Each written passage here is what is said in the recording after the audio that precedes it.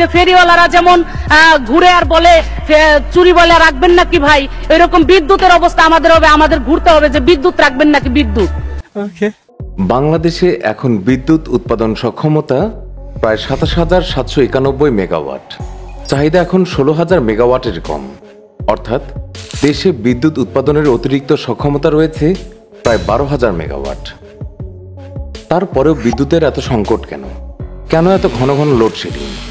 বাংলাদেশের জনগণের ঘরে ঘরে বিদ্যুৎ পৌঁছে দেওয়া হয়েছে এই মর্মে বিগত লীগ সরকারের চাতুরীপূর্ণ বার্তা আমরা অনেক শুনেছি, কিন্তু বাস্তবতা হলো ঘরে ঘরে শুধু সঞ্চালন লাইন গেছে, চাহিদা অনুযায়ী বিদ্যুৎ যায়নি। এর উপর ছিল মাত্রাতিরিক্ত মূল্য আর বছর না যেতেই বারংবার মূল্য বৃদ্ধি। জ্বালানি নিশ্চিত না করেই ব্যক্তি আর গোষ্ঠীর স্বার্থে একের পর এক বিদ্যুৎ কেন্দ্র নির্মাণ করেছে বিগত আওয়ামী লীগ সরকার। চাহিদা এবং সরবরাহ ব্যবস্থার সমন্বয় করা হয়নি, ফলে প্রতি বছর লম্বা সময় অলস বসিয়ে রাখতে হয়েছে বিদ্যুৎ কেন্দ্রগুলোকে, দিতে হয়েছে অলস কেন্দ্রের ভাড়া। খরচের চাপ সামলাতে ভোক্তা পর্যায়ে দাম বেড়েছে, সরকারের দায় বেড়েছে। আবার যখন বিদ্যুতের চাহিদা বেড়েছে তখনই বিপুল সংখ্যক বিদ্যুৎ কেন্দ্রগুলো জ্বালানির অভাবে বিদ্যুৎ উৎপাদন করতে পারেনি। তাই গরম বাড়লে লোডশেডিংয়ে ভুগতে হচ্ছে মানুষকে। ২০০৯ সালে আওয়ামী লীগ সরকার ক্ষমতায় আসার পর বেশি হারে বিদ্যুৎ কেন্দ্র নির্মাণ প্রকল্প নেওয়া শুরু হয়। বিদ্যুৎ এবং জ্বালানির দ্রুত সরবরাহ বিশেষ আইন ২০১০ সাল পাশ করা হয়, যা দায়মুক্তি আইন নামে পরিচিত। এই আইনের অধীনে দরপত্র ছাড়াই নির্মাণ করা হবে একের পর এক বিদ্যুৎ কেন্দ্র। বিদ্যুৎ কেন্দ্র নির্মাণে প্রথমে বিভিন্ন খাতের ব্যবসায়ীরা যুক্ত হলেও পরে আওয়ামী লীগের নেতারা নিতে থাকেন বিদ্যুৎ কেন্দ্রের মালিকানা। ২০১৩-১৪ অর্থ বছরে ভারত থেকেও বিদ্যুৎ আমদানি শুরু হয়। দেড় দশকে বিদ্যুৎ উৎপাদনের সক্ষমতা বেড়েছে ৫ গুণের বেশি, উৎপাদন বেড়েছে ৩.৬ গুণ, আর কেন্দ্র ভাড়া বেড়েছে ১৬ গুণ। বিশেষজ্ঞরা মনে করেন মূলত বিশেষ গোষ্ঠীকে সুবিধা দিতে আওয়ামী লীগের ১৫.৫ বছরের শাসনামলে এইভাবে অপ্রয়োজনীয় বিদ্যুৎ কেন্দ্র নির্মাণ করা হয়েছে। এই সময় দেখা গেছে ৫,০০০ থেকে বেড়ে বিদ্যুৎ উৎপাদন সক্ষমতা হয়েছে প্রায় ২৮,০০০ মেগাওয়াট, যা চাহিদার প্রায় দ্বিগুণ। যদিও অর্ধেকের মতো সক্ষমতা অলসই পড়ে থাকে, পরিশোধ করতে হচ্ছে সক্ষমতার ভাড়া, যা ক্যাপাসিটি চার্জ নামে পরিচিত।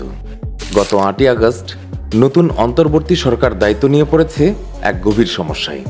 বিদ্যুৎ কেন্দ্র চালানোর জন্য পর্যাপ্ত জ্বালানি নেই, ফলে বেড়েছে লোডশেডিং। দিন দিন লোডশেডিং বাড়ছে। ঢাকার বাইরে কোনো কোনো এলাকার গ্রামাঞ্চলে ৮ থেকে ১০ ঘন্টা বিদ্যুৎ পাচ্ছে না সাধারণ মানুষ। পিডিবি সূত্র বলছে, সামিটের মালিকানাধীন তরলীকৃত প্রাকৃতিক গ্যাস সরবরাহের একটি টার্মিনাল ৩ মাস ধরে বন্ধ। এতে গ্যাসের সরবরাহ বাড়ছে না। গ্যাস ভিত্তিক বিদ্যুৎ কেন্দ্র থেকে ১,০০০ মেগাওয়াট উৎপাদন কমেছে। বিল বকেয়া থাকায় ভারতের আদানির বিদ্যুৎ কেন্দ্র থেকে সরবরাহ কমেছে ৫০০ মেগাওয়াট। বেসরকারি খাতের তেলচালিত বিদ্যুৎ কেন্দ্র থেকেও সর্বোচ্চ চাহিদায় উৎপাদন করা যাচ্ছে না, কারণ তারাও অনেক টাকা পাবে। তাই ঘাটতি পূরণে লোডশেডিং করতে হচ্ছে।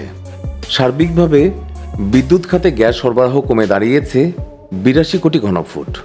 আড়াই মাস আগেও গ্যাস থেকে সর্বোচ্চ ৬,৫০০ মেগাওয়াট বিদ্যুৎ প্রডিউস করা যেত, আর এখন হচ্ছে ৫,০০০ মেগাওয়াট। ভারতের ঝাড়খণ্ডে নির্মিত আদানির বিদ্যুৎ কেন্দ্র থেকে দিনে ১,৫০০ মেগাওয়াট বিদ্যুৎ সরবরাহ করার কথা। তাদের বিদ্যুৎ বিল পাওনা দাঁড়িয়েছে $৮০ কোটি, বা প্রায় ৯,০০০ কোটি টাকা। এর মধ্যে প্রায় $৫০ কোটি পরিশোধের নির্ধারিত সময় পার হয়ে গেছে। এখন তারা বকেয়া বিল পরিশোধে চাপ দিচ্ছে। কেন্দ্রটির কয়লা আমদানি ব্যাহত হচ্ছে। এতে উৎপাদন কমিয়ে ১,০০০ মেগাওয়াটে আনা হয়েছে। বিদ্যুৎ উৎপাদনের সংশ্লিষ্ট কর্মকর্তাদের ভাষ্যমতে গ্যাস সরবরাহের ঘাটতি, বকেয়া বিলের চাপ থাকায় বিদ্যুতের উৎপাদন কমেছে। সরকার বকেয়া পরিশোধে ব্যবস্থা নিয়েছে। শীঘ্রই পরিস্থিতির উন্নতি ঘটবে। বাড়তি উৎপাদন সক্ষমতার বিপরীতে কেন্দ্র ভাড়া দিতে গিয়ে সরকার বারবার বিদ্যুতের দাম বাড়িয়েছে। তাতেও ওঠেনি উৎপাদন খরচ। তখন দিতে হয়েছে বিশাল পরিমাণ ভর্তুকি, যা সরকারের আর্থিক সক্ষমতার উপর চাপ ফেলেছে। চাপে পড়েছে অর্থনীতিও। ২০০৮-৯ অর্থ বছরে কেন্দ্র ভাড়া ছিল ২,৬৬২ কোটি টাকা। ২০২২-২৩ অর্থ বছরে কেন্দ্র ভাড়া বেড়ে দাঁড়িয়েছে প্রায় ৩২,৯৬০ কোটি টাকা। সবশেষ অর্থ বছরের হিসাব চূড়ান্ত হলে ধরে নেওয়া যায় ৪০,০০০ কোটি টাকা ছাড়াতে পারে বলে জানিয়েছে পিডিবি সূত্র। দেড় দশক আগে প্রতি ইউনিটে বিদ্যুৎ উৎপাদন খরচ ছিল গড়ে 2 টাকা 53 পয়সা। এখন সেটি বেড়ে দাঁড়িয়েছে 11 টাকা 33 পয়সা। 1.5 দশকে পাইকারি পর্যায়ে 12 বার এবং খুচরা পর্যায়ে 14 বার বাড়ানো হয়েছে বিদ্যুতের দাম। প্রতি ইউনিট বিদ্যুতের দাম 3 টাকা 76 পয়সা থেকে বেড়ে হয়েছে 8 টাকা 95 পয়সা। এরপরও প্রতি বছর সরকারি ভর্তুকি বরাদ্দের উপর চাপ বাড়ছে। 2024-25 অর্থ বছরের বাজেটেও 40,000 কোটি টাকা ভর্তুকি বরাদ্দ রাখা আছে। 2018-19 অর্থ বছর থেকে বিদ্যুৎ উৎপাদন খরচ অপ্রত্যাশিতভাবে বেড়েছে। এটি হয়েছে মূলত জ্বালানি দাম বেড়ে যাওয়ার কারণে। বিদ্যুৎ উৎপাদনে ব্যয়ের 65% হয় জ্বালানির দাম বাবদ। এই সময় সেই জ্বালানির দাম বেড়েছে 163%। বিদ্যুৎ কেন্দ্রগুলোর সবার ক্ষেত্রে কেন্দ্র ভাড়ার সমহারে এই ক্ষেত্রে নির্ধারিত হয়নি।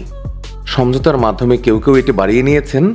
এছাড়া চুক্তিতে সব বিদ্যুৎ কেন্দ্রের ভাড়া নির্ধারণ করা হয়েছে মার্কিন ডলারে। ডলারের দাম 2 বছরে 80 থেকে বেড়ে 120 টাকা হওয়ায় 40% খরচ বেড়েছে পিডিবির। যেসব বিদ্যুৎ কেন্দ্রের কোনো বিদেশি ঋণ নেই তাদের কেন্দ্র ভাড়ার হিসাব টাকায় করা হলে এই খরচ বাড়ত না। এখন চুক্তির সংশোধন করা গেলে পিডিবির খরচ অনেক কমে যাবে। দরপত্র ছাড়া খেয়াল খুশির চুক্তি করে অসাধু ব্যবসায়ী আর নেতারা নিজের আখের গুছিয়ে দেশ ছেড়ে পালিয়ে গেছেন। সীমাহীন দুর্নীতির বেপরোয়া অর্থ পাচার দেশের অর্থনীতিকে কঠিন বিপদে ফেলে দিয়েছে, যার ফলে দেশের বিদ্যুৎ খাত এখন বিপর্যস্ত। বিশেষজ্ঞরা মনে করেন বিদ্যুৎ কেন্দ্র নির্মাণের চুক্তিগুলোই হয়েছে ব্যবসায়ীদের স্বার্থ রক্ষা করে, যা সংকটে ফেলেছে মানুষকে। নতুন সরকার চুক্তিগুলো পর্যালোচনার উদ্যোগ নিয়েছেন। এই জন্য হাইকোর্ট বিভাগের অবসরপ্রাপ্ত বিচারপতি মইনুল ইসলাম চৌধুরীকে কমিটির আহ্বায়ক করে 5 সদস্যের একটি জাতীয় কমিটি গঠন করা হয়েছে গত 5 সেপ্টেম্বর। দরপত্র ছাড়া গত সরকারের করা বিদ্যুৎ এবং জ্বালানি খাতের চুক্তিগুলো পর্যালোচনা করবে এই কমিটি। বিদ্যুৎ, জ্বালানি ও খনিজ সম্পদ উপদেষ্টা মোহাম্মদ ফজলুল কবির খান বলেছেন, জ্বালানি নিশ্চিত না করেই বিদ্যুৎ কেন্দ্রগুলো নির্মাণ করা হয়েছে। সব বিদ্যুৎ কেন্দ্রের চুক্তি পর্যালোচনা করে কমিটি প্রতিবেদন দেবে। কোনো অনিয়ম পেলে কমিটি সুপারিশও করবে। একটু সময় লাগবে, তবে মেয়াদ শেষে কোনো কেন্দ্রের চুক্তি নবায়ন করা হচ্ছে না।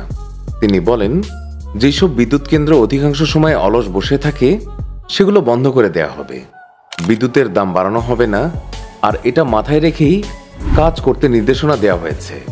বর্তমান অবস্থা এমন হয়েছে কেন্দ্র ভাড়া দিতেই দেউলিয়া হবার দশা। এর সাথে যোগ হয়েছে অপরিমেয় দুর্নীতি আর অনিয়ম। আশার কথা হলো নতুন অন্তর্বর্তী সরকার খুব ভালো করেই সমস্যার ব্যাপকতা জানে, তবে তারা কতটুকু কি করতে পারবে সেটাই এখন দেখার বিষয়।